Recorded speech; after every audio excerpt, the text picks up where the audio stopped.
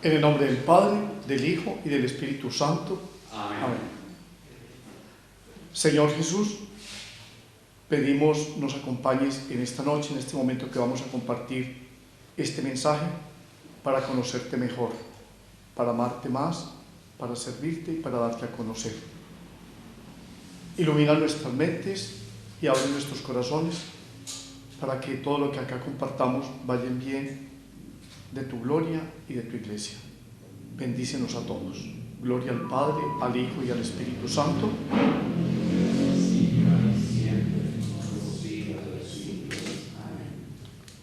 Mi nombre es Fabio Arcila, soy sacerdote colombiano.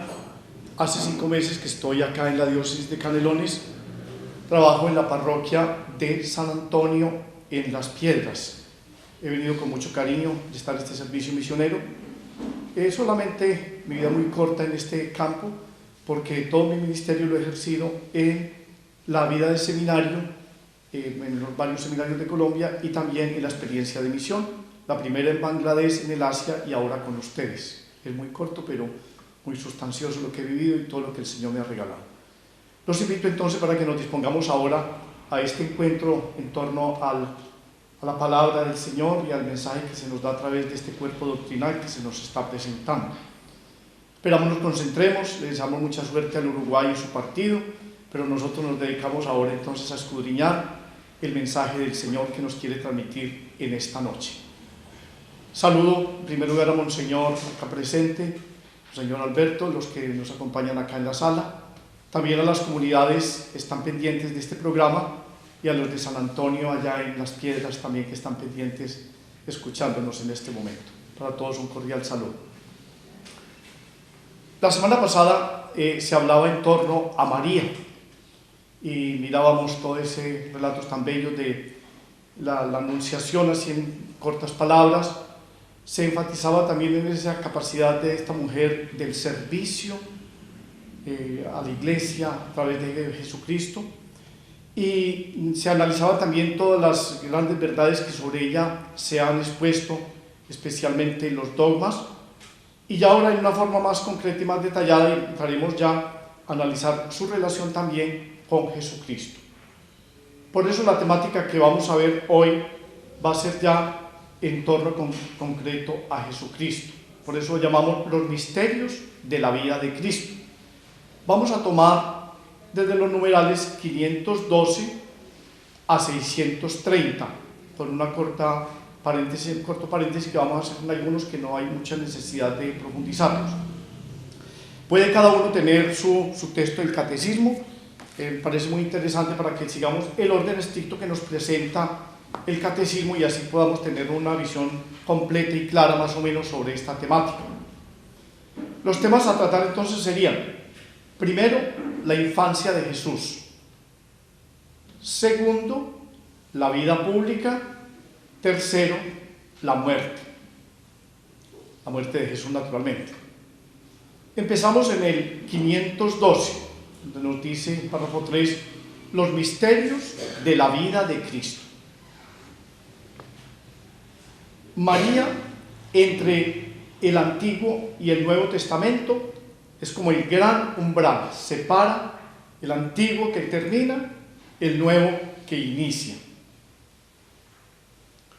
El credo, como bien sabemos, es simplemente una síntesis, no se puede expresar ahí todo el contenido de la doctrinal, pero se presenta en cortas frases, en cortas palabras, todo lo esencial de nuestro cuerpo doctrinal de la fe.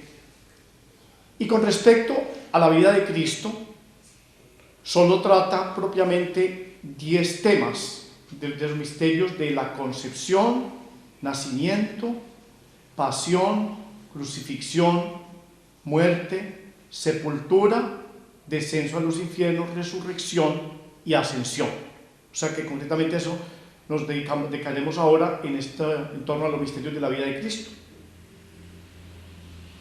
En estos 3 encuentros siguientes nosotros trataremos de profundizar un poco desde la concepción hasta la sepultura. Eso es lo que vamos a dejar enterradito durante unos días que hay, una semanita, y después ya el que continúa les hablará ya más concretamente en torno al hecho de la resurrección. En el credo no se dice nada de los misterios de la vida oculta y pública de Jesús. ¿Por qué? Porque la Pascua los ilumina todos. Bien sabemos, Pascua es el núcleo, el centro de nuestra vida cristiana. Sobre la vida oculta, muchos escribió en los primeros siglos al respecto. Recordemos especialmente los apócrifos. Significa, esa palabra apócrifo significa escondidos o puestos aparte. Son más de 50 y hablan sobre la infancia, la pasión y la resurrección de Cristo. Pero bien sabemos también que ellos no han sido reconocidos por la Iglesia Católica ni por otras iglesias cristianas. Pero eso significa que lo acontecido durante esos años pues no es tan importante para la estructura doctrinal de Cristo y de la Iglesia. Cada día, sabemos también nosotros, aparecen más y más descubrimientos al respecto. El Instituto Bíblico y muchos investigadores particulares hacen estudios en torno a toda esa historia de la época de Jesucristo, en su geografía, en sus tradiciones, y van descubriendo cosas nuevas, sin lugar a duda. Pero eso no nos debe asustar o prevenir a nosotros como cristianos, desde ningún punto de vista. Todo lo que se vaya en bien de la verdad, pues bienvenido sea. Cada día se va aclarando más y va confirmando todo el fundamento de nuestra fe. Aún más, hoy hay quienes tratan de sustentar que Jesús durante estos años, como que salió a otras partes, dice, pero son solamente teorías, eso no tiene ningún fundamento. Que llegara a ocurrir a demostrar algo así al respecto, que creemos sea muy difícil, pues tampoco afectaría el corpus de nuestra fe. Hay quienes se atreven a decir que estuvo en el Tíbet o en la India, no sé dónde más. Y sobre todo recordemos que hay algunos programas de televisión y algunos especialistas como en todos esos temas que los manejan, los manipulan en tal forma que le dan a la gente muchas veces muchos errores, aún de tipo histórico y de todo punto de vista, que confunden más a la gente. Por eso hay que estar muy pendiente en ciertos programas, inclusive la National Geographic, sabemos que ha propuesto muchas películas en torno a investigaciones y todo, y también ha habido quien les responda inmediatamente porque presenta también muchos errores doctrinales o muchos errores históricos, y donde ve uno que son medias verdades o temas sesgados para tratar de debilitar toda nuestra estructura doctrinal en torno a Jesucristo. Sobre la vida pública, sabemos nosotros que sí que tenemos fuentes de información. Especialmente sabemos, tenemos los 4 evangelios y todo el resto del Nuevo Testamento. También habla clarísimamente sobre Jesucristo. También hay algunos testimonios de autores que son cercanos a la misma época de Jesús, un poco después, pero sí que tuvieron información de él. Recordemos algunos, están Flavio Josefo, está Seutonio, también se habla de Plinio el Joven, y también tenemos nosotros referencia a todo lo que se ha escrito sobre él a través de los siglos. Como dice San Juan, si todo lo que hizo Jesús y lo que dijo se escribiera, pues no cabrían los libros en el mundo. Y ya sabemos todo lo que se ha hablado y se sigue hablando, y cada día se profundiza más y más, especialmente en los últimos años del siglo pasado. A partir del siglo pasado se han hecho serias investigaciones de tipo arqueológico, histórico, en donde nos han ilustrado muchísimo sobre la vida de Jesús y han enriquecido todo el cuerpo doctrinal de la Iglesia. Podemos decir entonces, con el catecismo, en el numeral 313, que todo lo que hizo y enseñó Jesús se entiende a la luz de los misterios de la Navidad y de la Pascua. Agrego yo, los cuales, con Pentecostés, forman el trípode en el cual se fundamenta la Iglesia.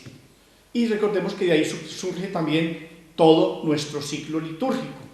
del Adviento, la Navidad, Epifanía, Navidad y Epifanía van juntos, luego la Cuaresma, la Pascua, para continuar con el tiempo que ya hemos iniciado hace poco nosotros también, que llamamos tiempo común u ordinario. Recordemos también que una buena manera de recordar, contemplar, digo yo, y orar los principales misterios de la vida de Cristo es rezar bien, con atención y orden, los misterios del Rosario, con sus 4 partes que bien conocemos: los misterios gozosos, luego ya lo que agregó Juan Pablo II, los misterios luminosos, dolorosos y gloriosos. Es una gran síntesis de nuestra fe, de la fe en Jesucristo, en donde se contempla en verdad todos aquellos acontecimientos fundamentales, trascendentales de la vida de Jesús. Urge, pues, de parte nuestra, conocer y profundizar en la vida total de Cristo, porque, como dice Reza al principio, nadie ama lo que no conoce. Y es lo que nos proponemos entonces a través de este encuentro y de esta charla. El numeral 514 nos habla, nos inicia diciendo: toda la vida de Cristo es misterio. Y cuando entramos en misterio, sabemos que es algo que no podemos comprender en su totalidad, pues si no, no lo sería. Y no creamos que misterio es solamente en el campo de la fe. Es que misterios tenemos cantidades a nivel de la misma ciencia, a nivel del hombre. En todos los niveles encontramos cantidad de misterios que se van aclarando unos y aparecerán muchos más, como aparece también en el campo de la ciencia. Entonces no podemos dar a la idea de que todo misterio se va a develar totalmente, pues no dejaría de serlo. Y el hombre, en lo profundo de su ser, es fascinado también con esa realidad del misterio, que cada día lo lleva a profundizar, a conocer y a mirar más la realidad y a tener un conocimiento más claro de ella. Debemos tener en cuenta que lo que nos dicen los evangelistas sobre la vida y la obra de Jesús, primer punto fundamental, no son crónicas periodísticas. Eso es muy fundamental tenerlo claro, como puede ocurrir hoy. Sabemos que ya el sentido de historia y la filosofía de la historia y todo ello se interesa para recopilar todos los datos, tenerlos, base de datos, llaman todo ello, claramente ordenados, para que luego se estudien, se organicen y queden como un legado a la historia. Antiguamente no se tenía ese sentido, y entonces en la época de Jesús, pues ningún periodista estaba detrás de él a ver qué iba a decir. Detrás de Jesús no hubo entonces ningún periodista o ningún historiador propiamente hablando. Lucas habla un poquito como historiador, pero no es tanto tampoco, tomando nota de lo que él decía o hacía. Y en esa época, mucho menos que ahora, pues no había ni paparazzis, ni cámaras indiscretas, ni grabadoras. Por lo tanto, la vida de Jesús fue una cuestión sumamente espontánea de contacto con su pueblo sencillo, en donde no había ningún recurso tecnológico y donde él tampoco tenía nada que ocultar. Dice el Catecismo en el 514: lo que ha sido escrito en los evangelios ha sido, entre comillas, solo para que creáis que Jesús es el Cristo, el Hijo de Dios, para que creyendo tengáis vida en su nombre. Lo dice Juan 20:31. Yo creo que es lo que nos tiene que motivar a nosotros para cada día profundizar más y más en esta persona admirable. Los autores de los evangelios empezaron a escribir muchos años después de la muerte y resurrección de Jesucristo. Se dice que los sinópticos más o menos fue entre 60 y 63, o sea, más de 25 años después de la muerte de Cristo. Y San Juan mucho más tarde, entre el 70 y el 90. Entonces hubo un gran lapso de 25, 30 años en donde se tenía muy poca información, y ya sabemos también por la época pues lo difícil que era la comunicación de las noticias. Llegaban sumamente tarde, no se tenían las técnicas que se tienen hoy para transmitir, para escribir, para comunicarse, Entonces era un proceso sumamente lento. No se puede olvidar que estos escritores eran ante todo convertidos, especialmente del judaísmo y otros del paganismo, que eran hombres ante todo, y es lo que fundamenta todos sus escritos, de profunda fe, y es lo que nosotros también tenemos que incrementar. Y no eran periodistas de profesión, y eso sí hay que clarificarlo mucho, porque hoy sobre todo se tiende siempre a mirarlo todo desde un ámbito de una visión periodística y lo que ellos opinan, lo que ellos dicen. Los evangelistas, ninguno de ellos tenía esa mínima intención al exponer su mensaje, muy diferente a lo que ocurre hoy. Su intención es muy distinta a la de muchos, no solo periodistas, sino también escritores de hoy. Sabemos también que hay tantísimos escritores pues, que especulan en ello y que a veces en lo que quieren presentar, a veces simplemente como novelas, pero la gente los va tomando como normas de vida y donde no quieren dar claridad o verdad científica o histórica, sino hacer tramas, y la gente se queda solamente con ello. Y es lo que ha pasado también con algunos libros escritos sobre el mismo Jesús de Nazaret. Tenemos que estar muy atentos a todas esas publicaciones que se hacen para hacer el discernimiento o para leerlas con un profundo sentido crítico y analítico de lo que están presentando. Recordemos que es fundamental también saber que primero se tuvo la tradición. Eso es un elemento fundamental en ese proceso de la elaboración de los evangelios.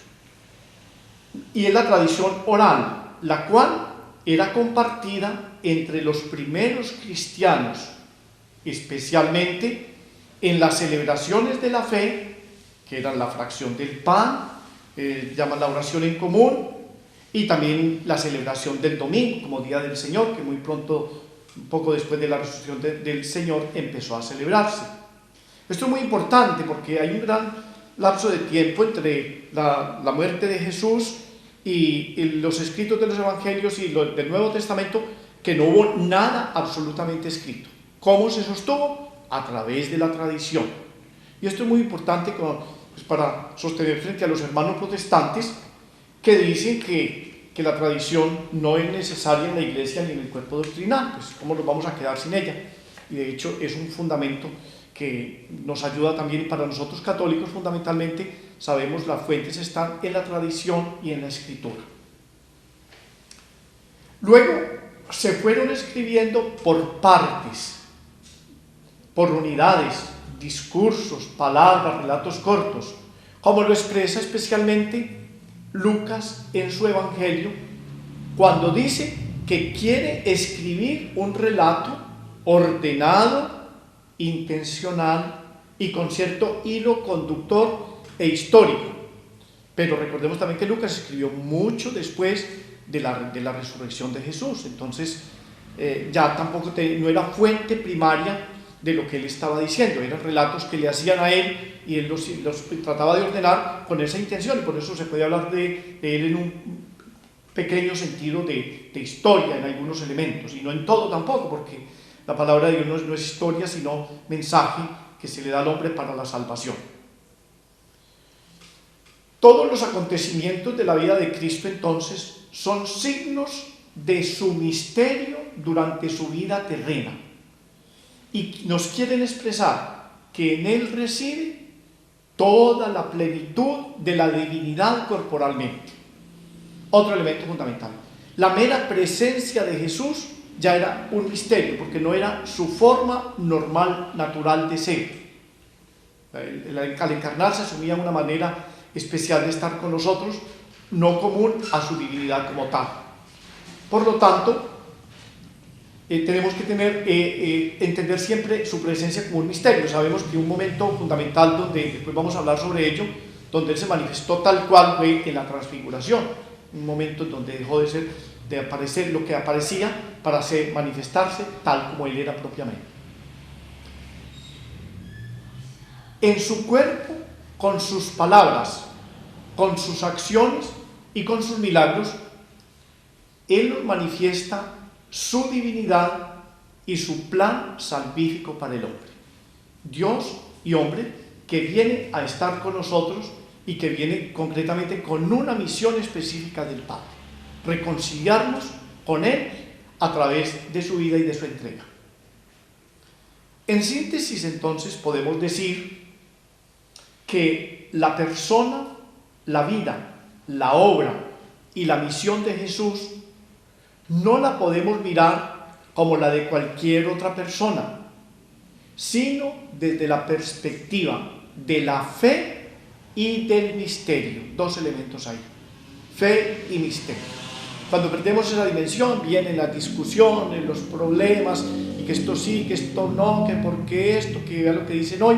Si no se le pone el sentido de la fe y saber que estamos en el mundo del misterio, entonces cada día nos vamos a confundir más y va a haber más crisis en la persona y en la